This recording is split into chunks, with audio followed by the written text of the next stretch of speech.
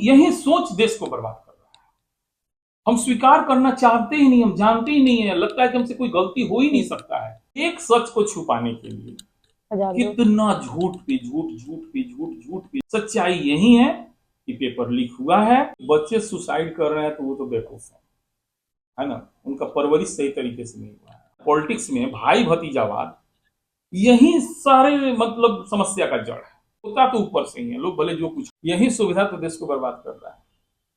छात्र के जीवन में सुविधा से ज्यादा असुविधा का होना जरूरी है। राजनीति पार्टी राजनीति के चक्कर में पड़ी हुई है, वो कास्टिज्म के चक्कर में पड़ी हुई है, संप्रदायवाद के चक्कर में पड़ी हुई है। नमस्कार, आप देख रहे हैं ENT ऑल न्यूज और मैं हूं आपके साथ निहारिका मिश्रा। इस वक्त हम मौजूद है अवतार सर के साथ, जो कि काफी वरिष्ठ एक शिक्षक है, जो 14 साल से लगभग पढ़ा रहे हैं। जो भी पढ़ाया है इन्होंने बच्चों को, उसमें से बहुत सारे बच्चे आज सरकारी सेवा में हैं। ये BPSC, UPSC और बिहार शिक्षक और जो भी सरकारी एग्जाम होते हैं उसकी तैयारी करवाते हैं।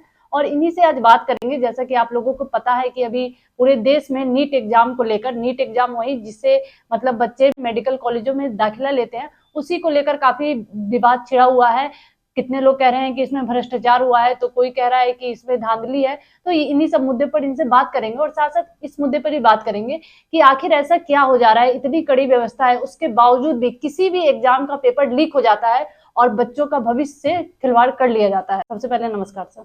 आपको भी नमस्कार, धन्यवाद, और तमाम जो भी लोग देख रहे हैं उन सब लोगों को धन्यवाद। सर, अभी जैसे कि सबको पता ही है कि अभी नीट का एग्जाम, उसके बाद इतनी धांधली उसमें निकल के आ रही है, रोज नए नए कोई अपडेट्स आ रहे हैं। तो इसको लेकर क्या कहना चाहते हैं, आखिर ऐसा क्यों? देखिए, एक तरह से यह व्यवस्था जो है कंटिन्यूअस चला आ रहा है। इसमें सुधार होना चाहिए था, लेकिन दिन प्रतिदिन इसमें और ज्यादा धांधली बढ़ते जा रहा है, प्रॉब्लम बढ़ते जा रहा है। और इसका हम एक लाइन में बोलेंगे तो सबसे बड़ा नतीजा ये निकल रहा है कि बच्चे का अट्रैक्शन कम होते जा रहा है एजुकेशन के प्रति, क्योंकि उनको किस विश्वास से तैयारी करें। और ये आप जानते हैं कि इंडिया का नहीं बल्कि पूरे वर्ल्ड का कहा जाए तो नीट टफेस्ट एग्जाम में आता है। और उसमें बच्चे अपियरिंग से लेकर के कई बार तो ऐसा है कि 2-2, 3-3, 4-4 साल से प्रयास कर रहे हैं, और फाइनली जब उनका तैयारी पूरा होता है, जब अच्छे रिजल्ट को उम्मीद करते हैं, उस कंडीशन में जब इस तरह का बात होता है तो बच्चों का मनोबल टूट जाता है। बच्चे नहीं, उनके माता पिता का मनोबल टूट जाता है। मनोबल ही नहीं टूटता है, ये सिस्टम से विश्वास खत्म हो जाता है। ये बहुत गलत हो रहा है, इसमें सुधार की जरूरत है और यथाशीघ्र सुधार की जरूरत है। और कहीं से कारण बता करके आप तुष्टिकरण की नीति को मत अपनाइए। सच्चाई क्या है वो आप भी जान रहे हैं, हम भी जान रहे हैं, पूरा देश जान रहा है। केवल आप क्या कर रहे हैं, अपने शब्दों के माध्यम से इस बात को पुष्ट करने में लगे हुए हैं कि हम लोग गलत नहीं है। बिना गलती का, बिना आग का धुआं नहीं होता। और ये 720 नंबर पे शायद 59 बच्चे एक साथ आए हुए हैं, तो ये कितनी बड़ी बात हो सकती है आप समझ सकते हैं। ऐसा पहली बार हुआ है किसी भी एग्जाम में, यूपीएससी को ले लीजिए, बीपीएससी, मतलब कोई भी एग्जाम में ऐसा थोड़ी होता है। 720 में 59 बच्चे, और एक सेंटर से 4-4, 5-5 बच्चे, एक स्टेट से इतने बच्चे। तो ये पूरा सिस्टम बता रहा है कि बहुत बड़ा गड़बड़ हुआ है। अगर आप इसे स्वीकार नहीं करेंगे तो कोई बात नहीं, आप मत कीजिए, लोगों का विश्वास कम होगा, अच्छे बच्चे मेडिकल लाइन में नहीं जाना चाहेंगे, एजुकेशन में नहीं जाएंगे, इससे देश कमजोर होगा। और हम क्या कर सकते हैं। सरकार एक तरफ बोल रही है कि कोई धांधली नहीं हुई है, ठीक है, शुरुआत में जो उनका बयान था शिक्षा मंत्री, लेकिन धीरे धीरे जब पढ़ते खुल रही है तब वो लोग भी कह रहे हैं कि जांच होगी, जांच होगी। और NTA है वो कभी कुछ बोल रहा है, कभी कुछ बोल रहा है। अभी आपने देखा होगा कि जब ये ग्रेस मार्क्स, ये लोग बोल रहे हैं कि बहुत बच्चों को ग्रेस मार्क दिया गया, उनका मतलब फिर से एग्जाम करवाया जाएगा। लेकिन बात सिर्फ यहाँ पे ग्रेस मार्क्स नहीं है। कुछ बच्चे ये बोल रहे हैं कि जब एग्जाम में धांधली हुई है, क्वेश्चन पेपर लीक हुआ है, जहां आप देख रहे हैं बहुत सारे लोग पकड़े गए हैं, तो फिर ये ग्रेस मार्क्स के जो बच्चे हैं उनका आपने एग्जाम करवा दिया, तो बाकी बच्चों का क्या? देखिए, आपने शुरू में एक बात बोला कि सर जो लोग सिस्टम में है, मतलब सरकार में है, वो लोग कह रहे हैं धांधली नहीं हुआ है। यही यही सोच देश को बर्बाद कर रहा है। हम स्वीकार करना चाहते ही नहीं, हम जानते ही नहीं है, लगता है कि हमसे कोई गलती हो ही नहीं सकता है। एक छोटी सी बात है, सारी दुनिया जान रही है, पूरा इंडिया जान रहा है कि इसमें गलती हुआ है, और आप स्वीकार नहीं कर रहे हैं। ठीक है, आप सरकार है, सत्ता पक्ष, आपको पता है 2 महीने, 4 महीने, 2 साल, 4 साल में बच्चे भूल जाएंगे, गार्जियन भूल जाएंगे, फिर नया कोई मुद्दा आ जाएगा। तो इससे बदलाव कैसे होगा? फिर इससे बदलाव कैसे होगा? ऐसे भी हमारी जो वर्तमान सरकार है, तीसरी बार मोदी जी चुन के आए हैं, और माना जाता है कि अब तक का सबसे बेहतर सरकारों में से रहा। तभी तो बहुत दिन बाद में देखा जाए तो इंदिरा गांधी के बाद में, है ना, कोई तीसरी बार प्रधानमंत्री बना है। तो मोदी जी और उनके मंत्रिमंडल को खुद इस पर विचार करना चाहिए कि जनता ने आप पर कितना विश्वास किया है। और दूसरी बात यह है कि ठीक है, सिस्टम है, कहीं से कोई लीकअप है, उस लीक को भरने का कोशिश करें, न कि उसको तुष्टिकरण कर करके सर्वोच्च न्यायालय का सहारा लेकर के या किसी भी एजेंसी का सहारा लेकर के जांच का सहारा। आप गलत को सही सिद्ध नहीं कर सकते हैं। अगर आप ऐसा करते हैं तो ठीक है, आप चूंकि सत्ता में है, सरकार है, ठीक है, मीडिया आपके पक्ष में है, आप उस न्यूज को खत्म कर दीजिए, धीरे धीरे पब्लिक भूल जाएगा। लेकिन जिसका विश्वास टूट गया ना, उसका विश्वास कैसे वापस लाएगा, है ना। तो मेरा मानना है कि सत्ता पक्ष हो या विपक्ष हो, गलती हुआ है उसको स्वीकार कीजिए और जितना ज्यादा संभव हो उसमें सुधार करने का उसको कोशिश कीजिए। हाँ, हम ये समझ सकते हैं कि 21-22 लाख तक बच्चे बैठते हैं, इतना तो मेरा बैकग्राउंड उसका नहीं है, हम तो कंपटीशन के टीचर हैं। लेकिन जो भी मीडिया में न्यूज आ रहा है, या हमारी भतीजी, हाँ ये तो बताना भूल गए, मेरी अपनी भतीजी 685 नंबर लाई और 685 नंबर पे हम लोगों ने उम्मीद कर रखा था कि उसका रैंक 2000 से 3000 रैंक होगा, लेकिन 7000 के आसपास उसका रैंक है। ये डिफेक्टिव सबको लग और रहा है। एक मेरी भतीजी है जो 646 नंबर लाई और उसका रैंक 35,000 के आसपास है। तो हम लोग क्या विश्वास करें। मेरी दोनों भतीजियां जो है लगभग 2 साल 3 साल से तैयारी कर रही थी और इस बार हम लोग काफी खुश थे कि चलो बहुत अच्छा मार्क्स लाई, अच्छे कॉलेज मिलेंगे। लेकिन जब रैंक लिस्ट देखा गया तो एक से तो बिल्कुल उम्मीद ही खत्म हो गया कि क्या पता उसको गवर्नमेंट कॉलेज मिलेगा भी कि नहीं मिलेगा। क्या हम अब बताइए, हम अपनी बेटी को कभी मेडिकल का तैयारी कराएंगे ही नहीं, सच्चाई बता रहे हैं। इसलिए नहीं कि मेरे बच्चे कमजोर हैं, इसलिए कि सिस्टम पे मुझे विश्वास नहीं, सिस्टम पे विश्वास हर बार। आप नीट ही क्यों कह रहे हैं। आप देखिए बिहार सरकार के द्वारा आयोजित जो भी एग्जाम होता है उसमें भी इसी तरह का बखेड़ा खड़ा होता है। आज बच्चे क्यों एजुकेशन को छोड़ रहे हैं। हम एक कंपटीशन के टीचर हैं, मुझे अच्छी तरह पता है कि बच्चे एजुकेशन से भाग रहे हैं क्योंकि सिस्टम में इतना ज्यादा मतलब क्या बोलते हैं ना, होल हो चुका है ना, कि उसको भरना मुश्किल लग रहा है। राजनीति पार्टी राजनीति के चक्कर में पड़ी हुई है, वो कास्टिज्म के चक्कर में पड़ी हुई है, संप्रदायवाद के चक्कर में पड़ी हुई है, वो तुष्टिकरण की राजनीति कर रहा है। हर राजनीति, हर पॉलिटिकल पार्टी को देखिए, वो तुष्टिकरण की राजनीति में लगा हुआ है। किसी को देश के विकास की चिंता नहीं है, किसी को देश सही दिशा में आगे बढ़े इसकी चिंता नहीं है, सबको अपनी कुर्सी की चिंता है। तो फिर इस अवस्था में मुझे लग रहा है कि बहुत बड़ा ट्रांजिशन पीरियड है। इस अवस्था में एक बहुत बड़ा बदलाव का मुझे लग रहा है ना, एक अंदर से जो है ना एक चिंगारी जल रही है, वो कभी भी विस्फोटक रूप धारण कर सकती है ना। तो सरकार को इस दिशा में थोड़ा सा प्रयास करना चाहिए कि ऐसा नहीं हो, स्वीकार करिए, जो गलती हुआ उसमें सुधार कीजिए और आप सर्वोच्च न्यायालय का या किसी भी जांच एजेंसी का सहारा लेकर के अपने आप को सही साबित कर देंगे। लेकिन एक बात याद रखिए, उससे भी ऊपर एक होता है लोगों की भावना। उस भावना में अगर आप गिर जाइएगा तो फिर आप एक और चीज है इस एग्जाम को लेकर कि जैसे कि आप कोई भी एग्जाम होता है तो उसमें कोई भी नोटिफिकेशन होता है तो एग्जाम से पहले या एडमिट कार्ड आने से पहले बताया जाता है।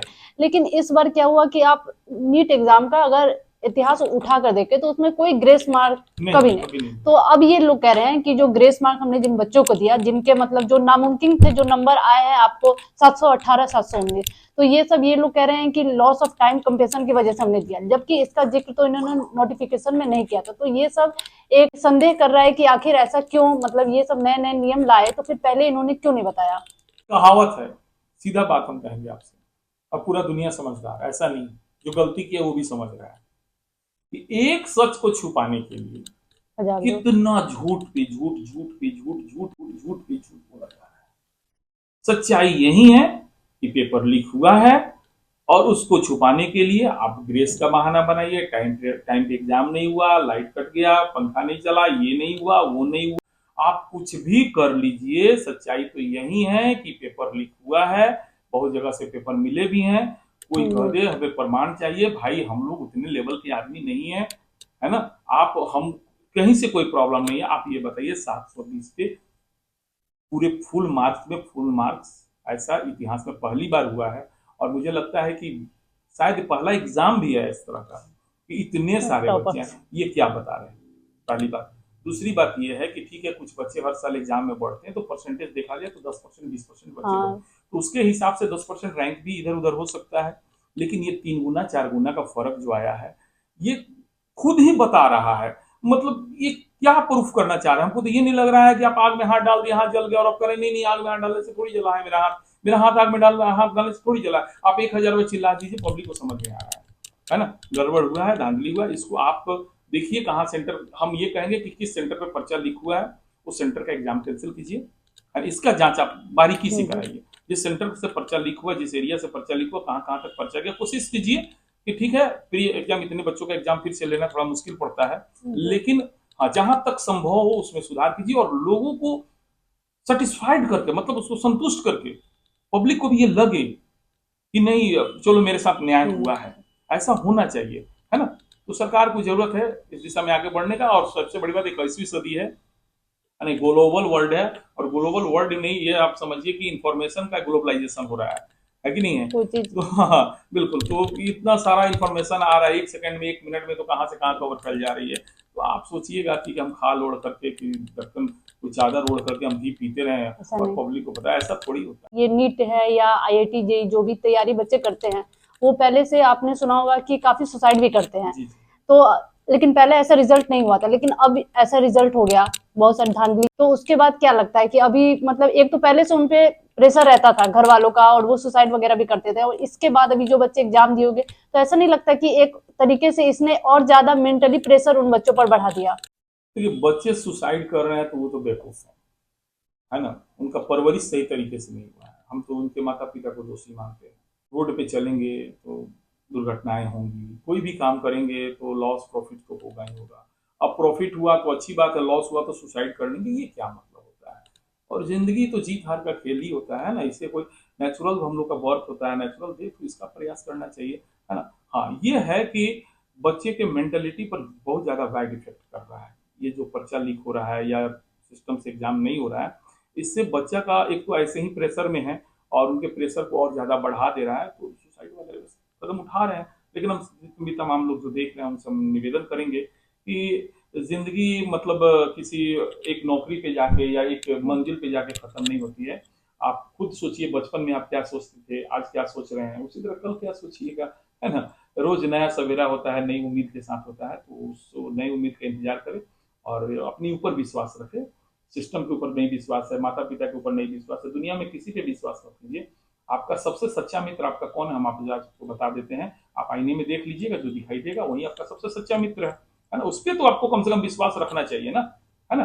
तो सुसाइड करना बेवकूफ़ी है, दुनिया का सबसे बड़े बेवकूफ़ हैं आप, याद रखिएगा मेरी बात को, है ना। तो इसलिए इसका हम विरोध करते हैं। पिछले 5 साल में देखा जाए तो 15 राज्यों में कम से कम 45 मतलब परीक्षाओं के पेपर लीक हुए हैं। इसको लेकर क्या कहना चाहते हैं सर? मतलब जो भी तैयारी करते हैं जो बच्चे, उनकी एज भी लैप्स होती है इसके कारण, और सबसे बड़ा फैक्टर यही है। देखिए होता क्या है, सच्चाई अब आपको हम बता रहे हैं। ये भाई भतीजावाद, ये जो है ना पॉलिटिक्स में भाई भतीजावाद, यही सारे मतलब समस्या का जड़ है। हर नेता जितने भी देखिए होता तो ऊपर से ही है, लोग भले जो कुछ कर ले, हाँ। जब तक ऊपर से टाइट है कोई प्रॉब्लम नहीं है। ऐसा नहीं है, सत्ता में कई बार ऐसे ऐसे लोग भी आए हैं जो मतलब ये देखिए, एक अगर हमारा प्रधानमंत्री सही है तो मंत्री सही रहेगा, मंत्री सही है तो हमारा सीएम सही है, सीएम सही है तो डीएम सही है, डीएम सही है तो नीचे का अधिकारी सही है, सब सही मिलेगा। लेकिन अगर ऊपर से ही गड़बड़ होने लगेगा, पूरा सिस्टम गड़बड़ हो जाएगा, है ना। तो हम तो मानते हैं कि एक ऊपर वाला व्यक्ति अगर आज डिसाइड कर, जैसे किसी आप बताते हैं प्रैक्टिकल एग्जाम्पल, किसी जिला में देखिएगा एसपी आता है, बहुत ही मतलब क्या बोलते हैं वो टाइट होता है ना, किसी कंप्रोमाइज नहीं करता है क्राइम से। तो आप ये बताइए उस जिले का कितना भी घुसखोर दरोगा हो, कुछ भी हो, सिपाही हो, वो सब सही हो जाता है कि नहीं हो जाता है। तो सिंपल बात है ना। तो हमारे सरकार को सबसे पहले इस दिशा में होना चाहिए कि हम ठीक है एक बार चुनने के लिए राजनीति करना था, कि हमने जो भाषण देना था दिए, हमने कास्टिज्म किया, जो भी किया किए, लेकिन जब सत्ता में आ गए तो पूरे देश के हम मालिक हैं और पूरा देश मेरा है, हर जात के लोग, हर धर्म के लोग मेरे हैं, है ना। कोई मेरा भतीजा नहीं है, सब मेरे भतीजा हैं, सब मेरे बच्चे हैं, है ना। मोदी जी तो कहते हैं पूरा देश मेरा परिवार है। तो फिर किस परिवार के बच्चे को आप नीट और इस तरह के एग्जाम में अलग से दाखिला देना चाहते हैं? क्या वो बच्चे और बाकी बच्चे आपके परिवार के नहीं है? जब सारे बच्चे आपके परिवार के हैं, आप कहते हैं पूरा देश मेरा परिवार है, तो फिर किसके लिए गलत काम हुआ है? देखिए होता क्या है ना कि जैसे मान लिया मेरा अप्रोच है, तो मेरा कोई भतीजा भगिना ये है, तो हम बोलते बेटा सुन ऐसा करना, तुमको पेपर दिला देते हैं, तुम तो ये रख लेना। तो उसका कोई बहुत बेस्ट फ्रेंड होता है और ये सोचता है कि चलो मेरा, अब वहां से होते होते होते होना भी चाहिए। जब गलत हो रहा है तो उसको तो बाहर आना ही चाहिए। हम तो कहते बढ़िया किया करता है वो सब, तब तक बाहर नहीं आएगा कैसे काम चलेगा। तो सबसे पहले से भाई भतीजावाद नहीं देखिए, पूरे देश को एक परिवार समझे, हर बच्चा आपका है जो मेहनत कर रहा है। इसीलिए मेरा एक नारा है, सफलता किसी की बपौती नहीं है, वो साधना की दासी है। और शिक्षा के क्षेत्र में ये बात तो बिल्कुल सही है, इसको आप गलत मत सिद्ध कीजिए। सफलता किसी की बपौती नहीं, वो साधना की दासी है। वो सफलता कभी भी जो है गरीबी अमीरी है ना, जात धर्म नहीं देखता है ना।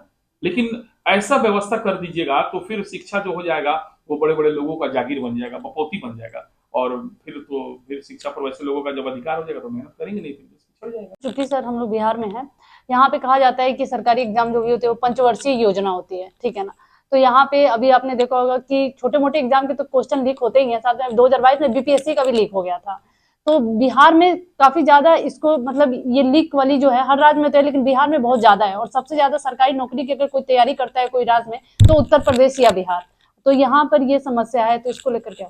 बिहार में सबसे बड़ा चीज है, यहाँ के लिए सरकारी नौकरी भगवान मिलने के बराबर है। सही बात है। कारण ये है कि बिहार औद्योगिक दृष्टि से पिछड़ा राज्य है। बिहार के पास रोजगार के रूप में देखा जाए तो कुछ नहीं है। तो यहाँ के ज्यादातर बच्चे सरकारी नौकरी पर विश्वास करते हैं। आज देखिए, हम अपने सिस्टम के बारे में बात करें तो सरकारी नौकरी अगर ग्रुप बी में भी लग जाए या छोटा से छोटा नौकरी लग जाता है तो उस बच्चे का कितना वैल्यूबल हो जाता है, उसका रेस्पेक्ट बढ़ जाता है ना। आपके पास कितना भी पैसा हो, आप दिल्ली में बाहर में कितना बड़ा बड़ा संपत्ति अर्जन करिए, उसका कोई वैल्यू नहीं है हमारे बिहार में। हमारे बिहार में बस उसका वैल्यू है जिसके पास सरकारी नौकरी है, उसका समय से शादी होता है, समय से जीवन यापन शुरू कर देते हैं। और बच्चे बिहार के लगनशील भी हैं, काफी मेहनती हैं, ये तो मैं दावे के साथ कह सकता हूँ। लेकिन ये सब जो सिस्टम में जो भ्रष्टाचार प्रवेश कर गया है, इसके वजह से हमारे बिहार के बच्चे, हम बता दें आपको, बहुत ज्यादा डाइवर्ट हो चुके हैं। एक तो कोरोना काल के बाद से ऐसे ही उनका मतलब ये उनका ये हो गया है। और ये सब सिस्टम के वजह से भी बच्चे, आज देखिए छोटे छोटे बच्चे हम देख रहे हैं ना, नशा का सेवन के आदि होते जा रहे हैं। क्यों? क्योंकि एक तो माहौल थोड़ा सा उस तरह का है, दूसरा उनको जब उनकी इच्छाएं पूरी नहीं होगी तो वो गलत रास्ता पकड़ेंगे ही पकड़ेंगे। अब कोई व्यक्ति थी कि सब बच्चा पढ़ने वाला होता है ये हम नहीं कहते, लेकिन कुछ बच्चा जो पढ़ने वाला है अगर उसको भी मंजिल नहीं मिली तो वो एग्जाम्पल बन जाता है कि फलाना भैया तो इतना पढ़े, देखो ना उसको तो नौकरी नहीं मिला, तुमको क्या नौकरी मिलेगा। तो इस तरह से अगर बिहार के बच्चों को बचाना है ना तो सिस्टम को साफ सुथरा करना होगा। और रही बात कि क्यों हो रहा है, क्यों हो रहा है वो आपको ही पता है, भाई भतीजावाद के कारण हो रहा है। लोग अपनों को सोच रहे हैं ना कि मेरा कुछ है, पैसे के लिए भी हो रहा है, ऐसा नहीं है पैसे के लिए हो रहा है, भाई भतीजावाद के लिए हो रहा है। और आजकल चुनाव में इतना ज्यादा खर्चा हो रहा है, और जो लोग एक बार सत्ता में चले जा रहे हैं वो सोच रहे हैं कि मैं इतना कर लूं इतना कर लूं कि मेरा 7 पुश्त तक किसी को कमाने की जरूरत ना पड़े, है ना। तो ये सब सोच को बदलना होगा भाई। हर पीढ़ी अपने अपने हिसाब से स्ट्रांग है। और आप 7 पुश्त की बात कर रहे हैं, इसका मतलब आपका 7 पुश्त नालायक पैदा होने वाला है कि नहीं है? तभी तो आप इतना सोच रहे हैं, है ना। आप पहले जो वर्तमान पीढ़ी है उस पर ध्यान दीजिए, है ना। सिस्टम को सही करना बहुत बड़ी चीज नहीं है, बशर्ते सरकार अगर दृढ़, कहा जाता है ना, दृढ़ इच्छा शक्ति रख करके काम करे ना तो कोई बहुत बड़ी चीज नहीं है। और बहुत एग्जाम फेयर भी होता है, ऐसा थोड़ी है कि हर एग्जाम दाग धब्बा लग रहता है। तो जिसमें सरकार का कोई इंटरेस्ट नहीं रहता है, सिस्टम का कोई इंटरेस्ट नहीं रहता है, वो एग्जाम साफ सुथरा होता है। जहां इंटरेस्ट प्रवेश कर गया वो एग्जाम में धांधली हो जाता है, सिंपल है ना। हमें तो लगता है कि एग्जाम के चुनाव के माहौल में एग्जाम हुआ है, हो ना हो चुनावी खर्चा निकालने के लिए सेटिंग कर दिया हो, रिजल्ट भी उसी दिन आया। हाँ, और रिजल्ट भी देख लीजिए चुनावी गिनती के दिन आया। मुझे तो लगता है ना कि चुनाव में थोड़ा सा खर्चा ज्यादा हो गया ना, तो नेता लोग अपना खर्चा निकालने के लिए जो है इस तरह का किए हैं। गलती तो ऊपर से ही हुआ, मेरा पूरा ये है। देखिएगा रिजल्ट तक जाएगा लोग तो भले लोग सेटर, अरे सेटर को सवाल मिला कहाँ से, है कि नहीं है? तो गलती ऊपर से हुआ है, इसको सुधार कीजिए। तो सर ये बताइए, जैसे कोरोना आई उसके बाद से आप देखिए एक ऑनलाइन एजुकेशन का दौर चल पड़ा, तो आज के नजरिए में आप कैसे देखते हैं कि ऑनलाइन जो स्टडी होती है और ऑफलाइन दोनों में लोगों को लगता है कि ऑनलाइन ज्यादा सुविधाजनक है ऑफलाइन की अपेक्षा, तो इसको कैसे देखते हैं सर? यही सुविधा तो देश को बर्बाद कर रहा है। छात्र के जीवन में सुविधा से ज्यादा असुविधा का होना जरूरी है। जिस छात्र को सारे सुविधाएं मिल ही जाए ना वो पढ़ेगा किस लिए? ऐसे भी जानते हैं जो कंपटीशन की तैयारी करना होता है उसकी उम्र 17 वर्ष से लेकर के 25-30 वर्ष होती है। और इस उम्र में बच्चे जो होते हैं बहुत ज्यादा इच्छाओं के बंधन में बच जाते हैं, और उनकी कुछ अगर छोटी मोटी इच्छाएं पूरी होने लगेगी और वो जब आराम का माहौल उनको मिलने लगेगा तो फिर वो नहीं पढ़ पाएंगे। देखिए सीधा सा बात है, मेरा एक ही मानना है कि आज कोई क्यों नहीं रामायण का महाभारत का रचना कर रहा है, क्यों नहीं कर रहा है? क्योंकि इसके पीछे कारण यही ना, ज्यादा सुविधा हो गया, बच्चे उतना दिमाग नहीं लगा रहे, नहीं सोच रहे हैं कि बने बनाए रास्ते पे चल रहे हैं, शॉर्टकट हर हर तरह के एग्जाम के लिए वो शॉर्टकट खोज रहे हैं। कोई नया कुछ नया हुआ हो तो आप बताइए, कुछ नया इनोवेशन हुआ हो तो बताइए, कुछ नए ग्रंथों का रचना हुआ, कुछ नए दुनिया के बारे में जानकारी मिला हो। सब खत्म होते जा रहा है दिन प्रतिदिन। पहले शिक्षा जंगलों में जाके लेना पड़ता था, तो उस देखिए उस जमाने जंगल में जाकर शिक्षा लेने वालों ने बड़े बड़े ग्रंथों की रचना कर दी, है ना। धीरे धीरे जंगल से घसीट के समेट करके घर में आया, अब घर से अब बेडरूम में आ गया है ना। एक मोबाइल पे सिमट कर आ गया। जो बच्चा मोबाइल पे पढ़ेगा, वो ये बताइए उसके अंदर क्या डिसिप्लिन रहेगा। सबसे पहले तो उसका राइटिंग प्रैक्टिस खत्म हो जाएगा, है कि नहीं है। दूसरा, एक पढ़ाई के लिए मेरा मानना है सबसे ज्यादा दुनिया का सबसे सरल काम पढ़ना है और सबसे मुश्किल काम भी पढ़ाई है। क्यों सबसे सरल काम क्यों है? क्योंकि आपको अपने बेडरूम में बैठ के आराम से या कोचिंग में बैठ के आराम से पढ़ना होता है। और सबसे मुश्किल क्यों है? क्योंकि आपको सारी ज्ञान इंद्रिया जो भी है वो सबको एक काले अक्षर पे कंसंट्रेट करना पड़ता है, इसलिए मुश्किल होता है। और मुश्किल है तभी तो आप दिन भर एक मजदूर को देखिए 500 रुपया कमाता है, लेकिन एक दिन भर एक ऑफिसर को देखिए कितना कमाता है। तो दिमाग, आप पढ़ने से पहले ये सोच लीजिए कि मेरा काम दिमाग का है। तो दिमाग का जब काम है तो दिमाग को भाई थोड़ा सा हम क्या करें, अपने पूरे ज्ञान इंद्रिया को कंसंट्रेट करें, है ना, कंसंट्रेट करके पढ़ें, तभी आप सफल हो पाइएगा, नहीं तो ऐसे थोड़ी। जैसे आपने बोला कि अभी कोई रामायण महाभारत या ऐसे ग्रंथ हाँ। नहीं लिखता है, लेकिन सर एक नए नए जो टीचर्स आते हैं, किसी का नाम नहीं लूंगी, लेकिन वो कहते हैं 2 महीना में इसकी तैयारी करवा देंगे, 3 महीना में ये करवा देंगे, 99 रुपए में 151। तो इसको कैसे देखते हैं? ये कुछ ऐसा नहीं लग रहा है कि मजाक हो रहा है? बिल्कुल मजाक हो रहा है। मतलब हम तो यही कहेंगे ना कि ये बच्चे को डाइवर्ट किया जा रहा है। कोई व्यक्ति 99 रुपया, 999, 1100 रुपया में कैसे कोई पढ़ा सकता है? कोई व्यक्ति अगर पढ़ा रहा है इस भौतिकवादी दुनिया में, उसके भी अपने बच्चे हैं, उसका परिवार है, उसका रूम रेंट लगता है, बिजली बिल लगता है, स्टाफ खर्चा लगता है। ये तो बच्चे को सोचना चाहिए कि कोई व्यक्ति 1100 में आपको लालच क्यों दे रहा है ना। और वो बच्चों के मसीहा बन जाते हैं। जैसे तथाकथित कुछ टीचर हैं इस एजुकेशन को बर्बाद करने वाले, वो कहते हैं हम बच्चे के मसीहा हैं, 1100 के नाम पे पढ़ाते हैं। और 1100 के नाम पे अगर आप जोड़ लीजिए, अगर वो 5 लाख बच्चा पढ़ाते हैं तो गरीब तो गरीबी रह जाएगा, और वो बेचारे गरीबों के मसीहा जो है कब कुबेरपति बन जाएंगे। और बने हैं कुबेरपति बने। जितने गरीबों के मसीहा है ना आज के डेट में, चाहे वो नेता हो, चाहे किसी भी फील्ड में, चाहे वो डॉक्टर हो, चाहे वो शिक्षक हो, चाहे कोई भी हो, जितने गरीबों के मसीहा है ना सब कुबेरपति बन गए। उन्होंने ऐसा प्रलोभन दिया, ऐसा प्रलोभन दिया। मुझे भी कुछ लोगों ने कहा सर आप क्वालिटी पे ध्यान नहीं दीजिए, आप नंबर पे स्टूडेंट पे ध्यान दीजिए, फीस को कम कर दीजिए, है ना। आप कोशिश कीजिए कि एक बैच में 1000 बच्चा पढ़ा। हम बोले भाई 1000 बच्चा को हम कैसे पहचान पाएंगे, कौन मेरा बच्चा है, नाम नहीं जान पाएंगे, उसका क्या पढ़ रहा है, जाकर कॉपी नहीं देख पाएंगे, हमसे नहीं होगा ये, है ना। अब जो टीचर 50-100 बच्चे का बैच बनाते हैं, वो टीचर अगर 1000 रुपया में पढ़ा रहे हैं तो उनका तो खर्चा भी नहीं निकलेगा। तो ये बच्चे को भी सोचना है। बाकी कुछ लोग बेरोजगार हैं, तो वो अपने बेरोजगारी को दूर करने के लिए कोई ना कोई काम करना है, तो सोचते हैं कि सबसे आसान काम होता है पढ़ा देना है, कौन किताब से देख करके दुल्हन लिखा देना है ना। है ना। प्रचार है आजकल तो मीडिया के माध्यम से लोग इतना ज्यादा प्रचार कर दे रहा है, इतना प्रचार कर रहा है कि बच्चे उसी प्रचार में खो जा रहे हैं। बड़ा बड़ा होर्डिंग बैनर, ये वो 50 वो, है ना। किसी का अपने परिवार में गांव में उधर का रिजल्ट हुआ था कि चिपका देते हैं, किसी का भी हाँ, और बच्चे एक बार फंस जाते हैं। अच्छा, दूसरा चीज ये सबसे बड़ा निगेटिव इसके एस्पेक्ट ये है कि इसमें अच्छे टीचर मतलब बर्बाद हो जा रहे हैं। कारण ये कि बच्चे जब एक जगह गए, उनको वहाँ पढ़ाई पसंद नहीं आया, तो क्या होता है वो बच्चे सोचने लगेंगे कि ये छोड़ो, मोतिहारी का माहौल ही खराब है ना। वो दूसरे यहाँ कैसे जाएंगे बेचारे। कहा जाता ना, एक बार जल गए तो फिर सोच समझ के, है ना। तो बच्चे को भी चाहिए कि नहीं, अपने थोड़ा सा आसपास के लोगों से पूछे, है ना। हाँ, अपने सीनियर से राय विचार करें, है ना, उसका नोट्स देखें, उनके बारे में पता करो। आजकल तो यूट्यूब है, देखिए उस पर कौन टीचर कैसा पढ़ा रहा है, आपको देख करके आना चाहिए ना। आजकल तो हर टीचर का यूट्यूब अपना चैनल है, उसको उनका 10 क्लास 20 क्लास देखिए, समझिए, बुझिए, आपके लायक हैं तो आप उनसे पढ़िए, है ना। और फीस तो कोई भी व्यक्ति जेन्युइन जो आदमी होगा ना, तो अपना मेहनताना मजदूरी तो जरूर लेगा, है ना। वो नहीं लेगा तो फिर समझ जाइए कि ऐसा नहीं है कोई बहुत बड़ा, हाँ वही नहीं लेगा जिसके पिता दादा कुछ और संपत्ति अर्ज के गए हैं, है ना। और वैसे लोग तो खासकर मुझे लगता है एजुकेशन में है भी नहीं, है ना। तो एक मिनिमम फीस तो बच्चा को देना ही चाहिए। सर लास्ट सवाल मेरा यही है कि सर मोतिहारी में हम लोग हैं, आप मोतिहारी में पढ़ाते हैं, तो यहाँ की एजुकेशन सिस्टम को कैसे देखते हैं, खासकर कॉम्पिटेटिव एग्जाम को लेकर? यहाँ के बच्चे बड़े मेहनती हैं, बहुत मेहनती हैं, लेकिन मोतिहारी को जो है ना, यहाँ का जो सिस्टम है ना, वहीं पे यहाँ के बच्चे को डाइवर्ट कर दिया। यहाँ 299, 599, 1199 में कर करके बच्चा का विश्वास छीन दिया। आज मेरे पास बच्चे हैं, आज मेरे बच्चे संतुष्ट हैं, आप पता कर लीजिए कहीं भी किसी भी गली में जाके। लेकिन मेरे पास भी बच्चे कम हो गए। क्यों कम हो गए? क्योंकि जो नया बच्चा आ रहा है वो कहीं एडवर्टीजमेंट को देख करके कहीं जाके फंस जा रहा है, अट्रैक्ट हो रहा है। तो वो वहां पे चला गया, तो वहां के बाद वो सोचेगा क्या कि सब मोतिहारी का टीचर ऐसा ही है, सिंपल है। ये नहीं सोचेगा कि हम दूसरी जगह ट्राई करें। तो इसमें थोड़ा हम टीचर का भी योगदान है कि जब हम इस लायक नहीं है तो इस काम में है क्यों, सीधा मेरा मानना है।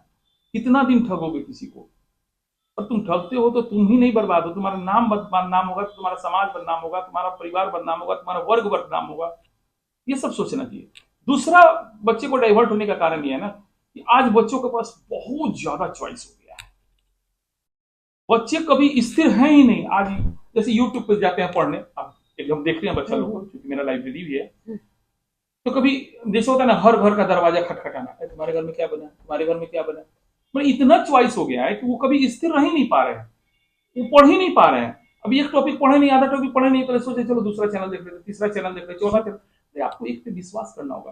तो हम लोग के समय में इतना कुछ था ही नहीं, तो हम लोग किताब से खोजते थे, अपने टीचर से खोजते। आज क्या है ना कि बच्चों के पास इतना ज्यादा सुविधा हो गया है, इतना ज्यादा सुविधा हो गया है कि बच्चे इसमें डाइवर्ट हो गए हैं। वो सही उसमें क्या है, गलत क्या है, उसकी पहचान नहीं कर पा रहे हैं। इस वजह से थोड़ा सा एजुकेशन, मोतिहारी के एजुकेशन में थोड़ी गिरावट आई है ना। लेकिन उम्मीद है बहुत जल्दी बहुत बच्चे अब रिटर्न आ रहे हैं मेरे पास, तो काफी अब ऑनलाइन छोड़ छोड़ करके वो समझ गए कि नहीं, जो अवतार सर जैसा पढ़ाते हैं उनका जैसा ये है कि वो, हम आज भी अपने स्टाइल में रहते हैं, हमको कोई फर्क नहीं पड़ता, बच्चा कम हो जाता है उससे क्या फर्क पड़ता है। हमारा जो धर्म है हम उस धर्म को निभा रहे हैं, मेरा गुरु धर्म है, हमको बच्चे को सही एजुकेशन देना है, अनुशासन देना है, हम उस काम को आज भी अपने बखूबी तरीके से कर रहे हैं। तो ये थे अवतार सर, जिन्होंने नीट जो एग्जाम है उस पर जो धांधली हुई उस पर अपनी बात रखी और बोले कि जो भी गलती है जहां से भी है उस सबको खोजना चाहिए और सरकार को इस मुद्दे पर संज्ञान लेना चाहिए। और साथ साथ इन्होंने ये भी बताया कि जो भी सरकारी कंपटीशन के जो भी एग्जाम है उसमें भी जो धांधली हो रही है और जो आज के बच्चे हैं जो किस तरह पढ़ाई करते हैं इसको लेकर, इन सभी मुद्दों पर इन्होंने बात की। यानी ओवरऑल कहने का मतलब है कि एक सही गाइडलाइंस होना चाहिए ताकि जो बच्चे हैं वो अपना जो भविष्य है उसको अच्छे से देख सके और उसमें बेहतर कर सके।